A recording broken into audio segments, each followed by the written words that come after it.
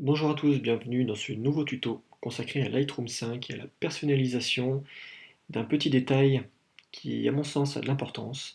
C'est ici le logo Lightroom 5 que vous pouvez personnaliser à votre guise en insérant du texte, votre nom, votre prénom, le logo de votre studio photo, de votre entreprise, une bannière, un slogan, bref, ce que vous voulez. C'est très simple d'utilisation et ça peut déjà être assez sympathique à faire. Et puis, c'est quelque chose qui peut donner de l'importance. Si vous êtes par exemple en studio, ça peut être assez sympa de personnaliser vos ordinateurs. Si vous faites des shootings photos en mode connecté, c'est-à-dire que si votre réflexe est connecté à votre ordinateur lorsque vous êtes en shooting, et ben c'est un petit peu plus professionnel d'avoir un logiciel à votre nom et ça donne un petit peu plus de cachet. Donc c'est quelque chose que je vais vous expliquer, c'est assez simple. Vous allez cliquer sur ici le menu Lightroom, puis sur configuration de la plaque d'identité. Donc ce que nous allons modifier, ça s'appelle donc la plaque d'identité du logiciel Lightroom 5. Lorsque vous arrivez ici, vous cliquez donc sur activer la plaque d'identité personnalisée. Voilà. Donc lorsque je coche ça ici, tout ce qui était par défaut s'efface. Vous voyez, si je redécoche là, ça réapparaît. Si je recoche, ça disparaît. Et donc là, eh bien, l'espace réservé est donc disponible pour que vous puissiez y mettre ce que vous voulez. Et donc c'est là que les choses sérieuses commencent. Vous tapez votre texte. Voilà, donc par défaut, eh c'est une police normale de taille 12 en blanc, vous voyez. Donc là, on va modifier un petit peu tout ça pour essayer de donner un petit peu plus de style. Donc vous avez donc la possibilité de modifier le type de police. Alors par exemple celle-ci, vous avez la possibilité d'utiliser normal, italique, gras, donc c'est à vous de choisir. La taille est également disponible. Donc là on va prendre une taille 36 et puis vous avez la couleur rouge que vous pouvez aller chercher selon différentes palettes. Donc la palette ici par défaut c'est celle-ci, mais vous pouvez aller farfouiller un petit peu dans les méandres des couleurs disponibles si vous préférez un petit peu ce style de palette. Alors là on va choisir une petite couleur rouge vive par exemple, ça ressort bien sur le noir du logiciel. Ok, et donc là je vais ajouter donc tuto par exemple. Donc Thébonodé, c'est le pseudo à travers lequel vous pouvez retrouver tous mes tutos sur le site tuto.com. Donc là, je ne suis pas obligé de faire toujours du rouge et la même police, je peux modifier, donc je peux sélectionner mon texte en surbrillance en maintenant le clic gauche de ma souris appuyé, et je vais aller changer le style de police ou la taille par exemple. Donc là par exemple, je peux aller chercher autre chose, voilà par exemple, et puis pourquoi pas diminuer un petit peu la taille en 24. Et puis je peux changer la couleur, vraiment pour essayer de personnaliser d'emblée ma plaque d'identité. Donc là, vous voyez qu'au fur et à mesure que les indications se modifient sous les yeux ici dans l'éditeur, et bien instantanément, on retrouve le résultat final ici sur la page principale de Lightroom 5. Mon profil est activé ici, donc j'ai bien coché ma plaque. Il me suffit de cliquer sur OK pour que ça s'applique. Vous avez la possibilité de l'enregistrer. Si vous cliquez sur enregistrer sous, votre profil de plaque va s'enregistrer. Donc tout à l'heure j'ai fait un essai. Vous avez ici une plaque que j'ai réalisée tout à l'heure, plaque numéro 1. Vous pouvez enregistrer des plaques pour les réutiliser autant de fois que vous voulez. Donc vous pouvez avoir plusieurs styles de plaques en fonction des moments pendant lesquels vous utilisez votre ordinateur. Ça peut être une plaque texte simplement, avec un logo, avec un numéro de téléphone, avec voilà, plusieurs choses sont disponibles. Vous pouvez donc enregistrer autant de plaques que souhaitez. Quand votre plaque vous plaît, vous cliquez sur OK. Et donc vous voyez que le logo Lightroom 5 qui est installé par défaut sur la page d'accueil, eh bien vous le personnalisez complètement ici. Alors ça s'arrête pas là, vous pouvez vraiment peaufiner beaucoup plus, comme je l'évoquais tout à l'heure, en ajoutant votre logo ou une image. Alors, on va voir ça ensemble. Donc je clique sur configuration de la plaque d'identité. Et donc là, puisqu'il n'y a pas que du texte, eh bien je vais cliquer sur utiliser une plaque d'identité qui sera nommée graphique. Voilà, donc je clique ici. Et donc là, eh bien, vous devez aller rechercher dans l'arborescence de votre ordinateur l'image ou la bannière que vous avez créée via un logiciel de création graphique ou d'image comme Photoshop par exemple. Donc je vais rechercher mon fichier, donc j'en ai fait une ou deux que j'ai mis sur le bureau pour que ce soit un petit peu plus simple dans la recherche. Et donc quand je sélectionne mon image, eh bien, je clique sur sélectionner, vous voyez qu'elle s'affiche dans l'éditeur et instantanément ici sur la page Lightroom 5. Lorsque vous cliquez sur OK, eh bien, votre bannière elle est prête à l'utilisation. Pas de problème en ce qui concerne cette bannière ou l'utilisation de ce petit encart. Une règle très importante cependant à respecter sera la hauteur en pixels lorsque vous créez votre bannière. Vous devez savoir que la hauteur maximale autorisée, c'est 57 pixels. En ce qui concerne la longueur, c'est variable, c'est à vous de choisir. Mais la hauteur, il y a une limite. Donc, par exemple, lorsque vous irez sur Photoshop, si vous utilisez Photoshop, et que vous créez une nouvelle image, et bien lorsque vous avez ici le panneau de personnalisation de votre image, dans la hauteur, je vous invite à noter 57 pixels, et dans la largeur, et bien c'est à votre libre choix, mais une bonne moyenne, c'est 300, vous pouvez mettre 350, ça paraît une bonne moyenne à enregistrer. Vous cliquez sur OK, donc là vous avez le rectangle vierge qui apparaît, dans lequel vous pouvez donc importer votre image, insérer une zone de texte que vous pouvez modifier à souhait. Et lorsque vous l'enregistrez, en format JPEG par exemple, soyez vigilant à l'endroit vers lequel vous enregistrez cette image pour que lorsque vous êtes sous Lightroom, vous puissiez aller la chercher dans l'arborescence de votre ordinateur sans la perdre. Si vous voulez retrouver le logo par défaut, il vous suffit d'aller dans configuration de la plaque d'identité et de décocher ici activer la plaque d'identité personnalisée. Donc si vous décochez, vous voyez, je valide et là vous voyez que instantanément je retrouve le logo et l'écriture qui est disponible par défaut dans le logiciel Lightroom 5. Donc ça c'est une petite astuce vraiment assez sympa pour personnaliser votre ordinateur, ça peut donner un petit peu plus de cachet à ce que vous faites d'un point de vue professionnel. En ce qui concerne maintenant les petites astuces, je vous avais promis des petites astuces lorsque vous avez visionné peut-être l'extrait sur tuto.com de la formation.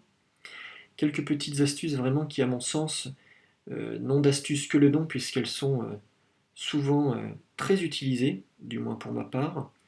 Voilà, c'est des petites astuces qui permettent de gagner du temps et d'être plus efficace lors de la post-production. Alors par exemple, l'agencement des modules de travail ou leur redimensionnement. Si je veux avoir une bonne vision, souvent, en ce qui me concerne, j'efface en cliquant sur les petites flèches les modules dont je n'ai pas besoin. Voilà, je les fais disparaître. Et pour avoir un confort visuel accru lorsque je suis dans le module développement, eh bien je redimensionne régulièrement le panneau de droite, décidément. Le panneau de droite pour que les curseurs et les réglages soient visuellement plus confortables. Oui, je peux modifier la taille de mon panneau légèrement. Alors c'est assez subtil, mais par défaut, on est par ici. Vous voyez. Si je veux obtenir un peu plus de confort, surtout sur les écrans qui sont assez petits, des ordinateurs portables par exemple, eh bien je peux modifier la taille de mes réglettes. Et là, vous voyez, j'ai quand même un super confort pour travailler, donc c'est vraiment très agréable. Maintenant, en fonction des clichés, je suis amené également souvent à changer l'arrière-plan. Alors par défaut, j'ai du gris clair. En fonction des clichés, pour essayer de voir un petit peu les détails sur lesquels je devrais m'attarder en post-production, eh bien, en faisant un clic droit sur la couleur, eh bien, vous pouvez la modifier. Ça peut être assez intéressant ça aussi, pour que vous puissiez vous rendre compte des différents contrastes en fonction des couleurs que vous appliquez. Voilà. Donc là, vous pouvez modifier les couleurs d'arrière-plan, vous pouvez y ajouter des petites rayures. Donc voilà, donc ça c'est une petite personnalisation assez sympa également, que je vous invite à tester. Autre chose pour simplifier et puis surtout pour épurer un petit peu votre page de Lightroom 5, vous n'avez certainement pas besoin de tous les modules ici disponibles. Donc pour que ce soit un petit peu plus clair à vos yeux, vous pouvez supprimer les éléments que vous n'utilisez pas. Par exemple, livre, si vous n'utilisez jamais ce titre-là, il vous suffit de cliquer droit dessus et de le décocher. À ce moment-là, le mot livre et donc le module s'efface. De même que pour carte, par exemple, si je clique droit dessus et que je décoche carte, et bien voilà, j'épure assez bien mon logiciel. Si je souhaite les faire réapparaître, je clique n'importe où ici sur la règle et je vais aller les faire réapparaître. Donc là, c'est simplement dans un souci d'épurer un petit peu la page que vous avez sous les yeux. En ce qui concerne maintenant quelque chose qui, à mon sens, s'avère essentiel lorsque vous utilisez un logiciel aussi puissant que Lightroom 5, ce sont les raccourcis clavier. Alors il en existe beaucoup, je vais vous en donner quelques-uns, ceux qui à mon sens sont les plus utiles lorsque vous êtes en post-production. Le premier, il me paraît vraiment très important, c'est le zoom à 100%. Lorsque vous voulez voir des détails, si vous avez envie de zoomer pour voir si le contraste est bien réalisé, si vous avez envie de voir sur certains petits détails de texture si des aberrations chromatiques sont visibles, eh bien vous allez devoir zoomer à 100%. Pour zoomer à 100%, vous appuyez sur la touche Z de l'ordinateur et là vous êtes en zoom 100%. Ça c'est vraiment très pratique si vous voulez guider vos yeux vers les détails de la photo. Si je rappuie sur la touche Z, eh bien je reviens à l'origine. La touche I également, très importante, et elle sert à plusieurs reprises. Si j'appuie une fois dessus, eh bien certaines informations de la photographie s'affichent, la date, l'heure.